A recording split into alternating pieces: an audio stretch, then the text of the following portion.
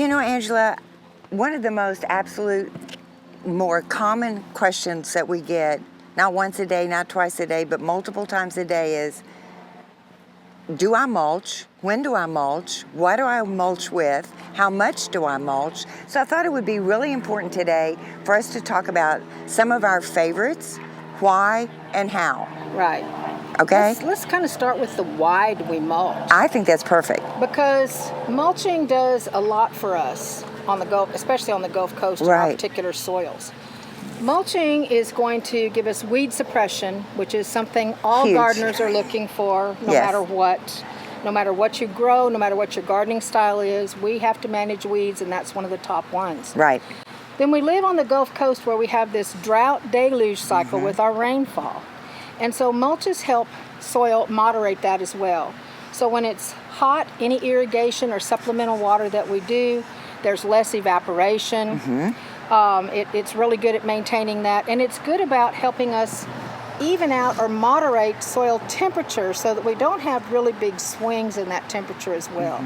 So the three, and then of course there's the appearance. A well-mulched Yes. garden is just prettier from an aesthetic standpoint. Right. So those four things I think are the main why we mulch. And when we mulch is just really any time. When If can you're you get out planting there? a new garden, you definitely mulch it at the time of planting. You may need to revitalize some mulch or add to after a big rainstorm or a flood. I mean, there's multiple reasons why you might add mulch or mulch any time of year here. Yeah, certainly there's really not a perfect time to No. mulch. You know, as far as comfort for the gardener, fall and spring are our two best times while it's cool outside and we're more comfortable doing it.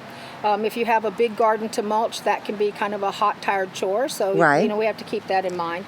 But mulching, in addition to the mechanical reasons that we mulch, is also part of our top-down soil improvement program. Every mulch that we both use and recommend, as it decomposes, builds our soil and continues to support our soil biology.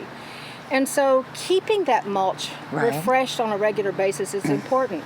Depending on weather, from year to year, it changes a bit. So if we have heavier rainfall, high humidity, things decompose faster. Right. So you may have a standard practice that you're going to mulch your yard in spring and fall. Right. But if you notice that something has happened, or when we do have our floods, you may need to replenish at that. So it's always, and sometimes you think the surface, because that part is not as decomposed, Yeah. that everything might be okay. So either with a shovel or your fingers, move that top little bit of mulch and make sure you have a sufficient coat underneath. So pretty much just keep that going on a regular basis, and also makes it easier on you because it breaks the chore up a little bit. Exactly. So let's go through some of our favorites here. So let's start with the ones that we recommend, the more common ones, and of course, the more native ones. Right. And we're gonna start with our native hardwood mulch. Right.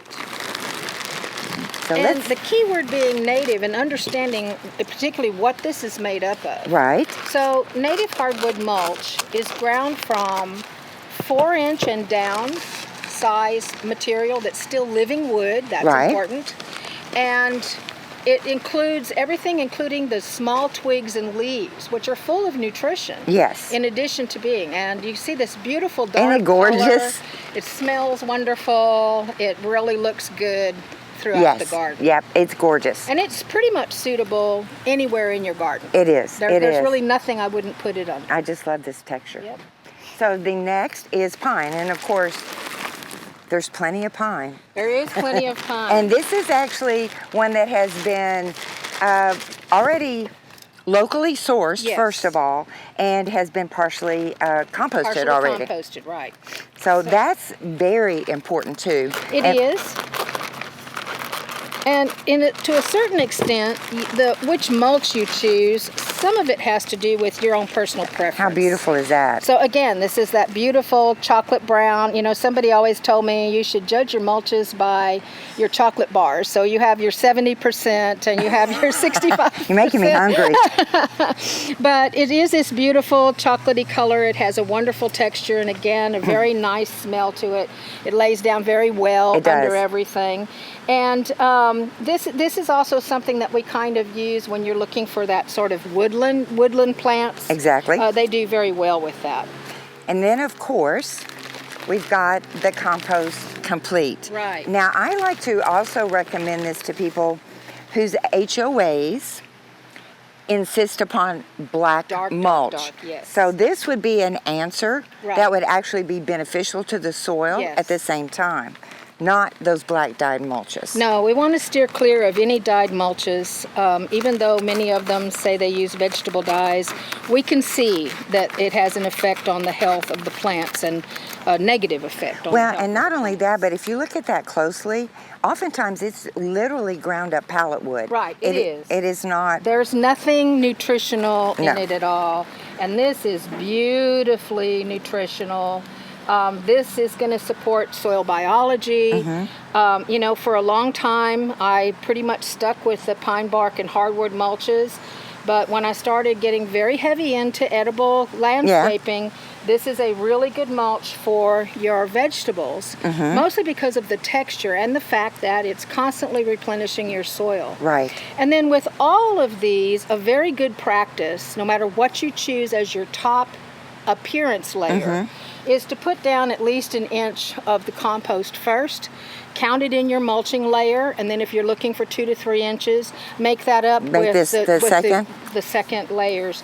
They do, like I say, decompose throughout the year. They act very much like the forest floor. Exactly. And so we're doing exactly how nature takes care of herself. Which is the perfect environment. It really is.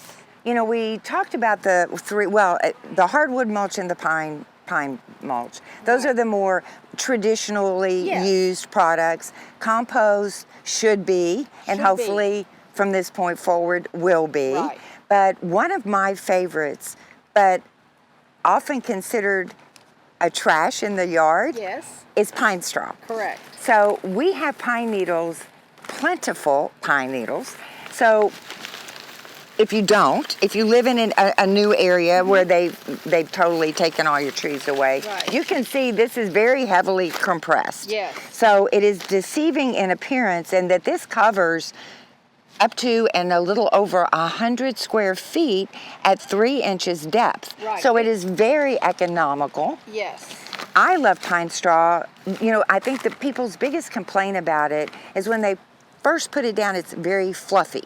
Right, but that doesn't last long. No, after the first rain, after the first watering, it settles right down. Yes. It's this beautiful red color, Right. which it holds.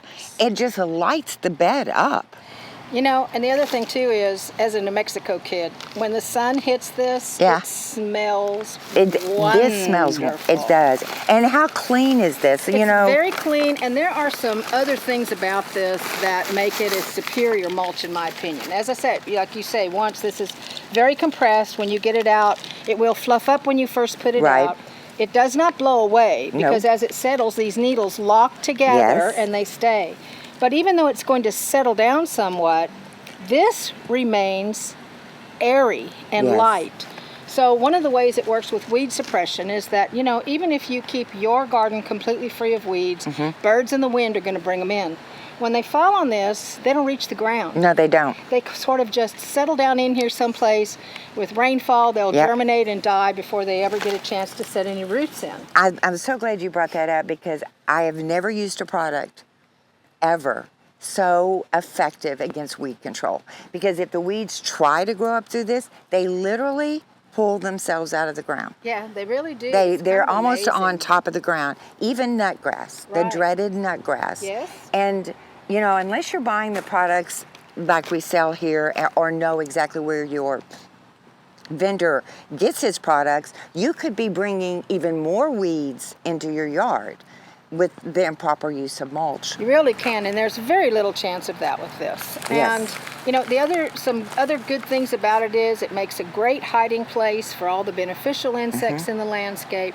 There's just so much to say about it, and once it does settle down and lock in, it really looks like this beautiful, soft, tawny carpet Right. all over the landscape. And you know, another benefit that I've noticed in my own landscape, I have a shady backyard, so I have a snail farm. they don't crawl They through don't this. like it. They don't That's like right. it They really at don't all. like it. And so they have virtually disappeared Yes. from my Oh, backyard. that's so important because they're such Yeah, a it is. pest. It is. And the other question, though, that we get, and I wanted you to touch on for people, was their resistance to use this because they're afraid they're going to make their soil too acidic. Right, and they absolutely will not No. make it more acidic. You know, Georgia is the pine capital of the Yeah. United States, and they've done 50-year studies on their soils, and the fallen, dead, brown pine needles do not acidify the soil. If you harvested green needles and tilled them in for soil contact immediately, there is a temporary acidification. Even that doesn't last long. Right. But from the dead needles, there is no long-term acidification for your soil. So that's good if you don't want to acidify your soil. Right. And then a lot of people choose to use this around roses and azaleas, camellias, things like that. Their blueberries, and all, Right. hoping for the acidification. And so I would tend to use this around those acid-loving plants, just, you know, for that little extra touch, and it's very good for, almost a perfect mulch for berries. Right.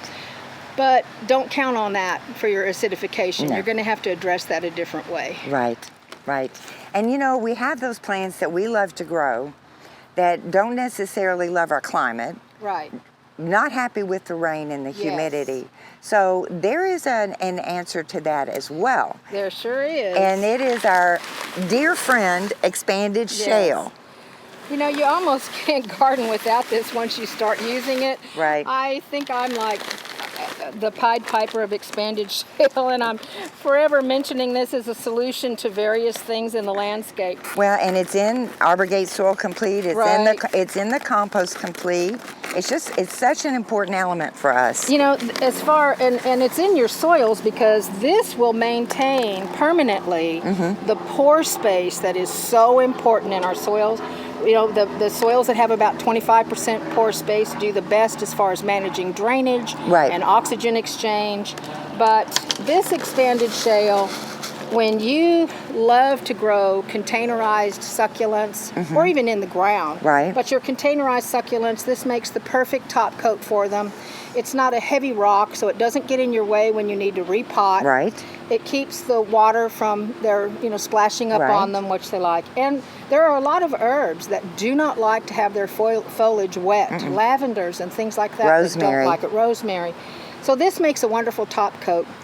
For some reason, squirrels don't like to dig in it. Really? So when I started using Expanded Shale, I finally stopped having acorns and pecans come up in all my containers around the yard. That's good. Because I think they don't like the texture when they're Right, digging. right. So when I show this to people, oftentimes they say, well, I have pebbles.